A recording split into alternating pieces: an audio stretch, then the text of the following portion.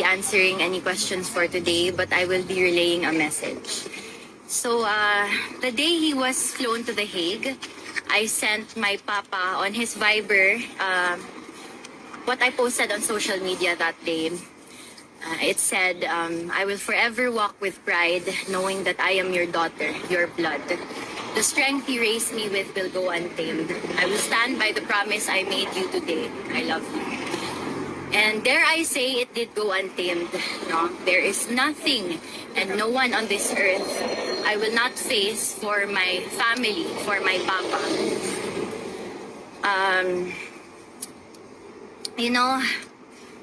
For me to be able to love this fearlessly at such a young age speaks volumes on how Rodrigo Roa Duterte raised me.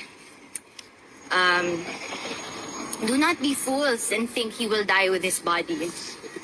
His fire burns in the bluest of blue through Congressman Pulong Duterte, Vice President Sara Duterte, Mayor Baste Duterte, and through me was nobody yet but Justice Kitty. Would also like to say na he's strong as ever, strong still, while his body might become frail, spirit as breakable as always.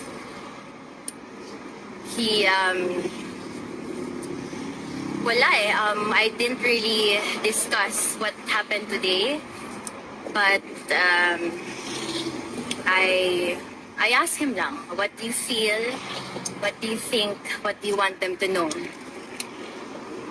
Invictus, out of the night that covers me, black as the pit from pole to pole, I thank whatever gods may be for my unconquerable soul.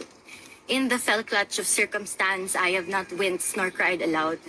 Under the bludgeonings of chance, my head is bloodied but unbowed. Beyond this place of wrath and tears looms but the horror of the shade, and yet the menace of the years finds and shall find me unafraid.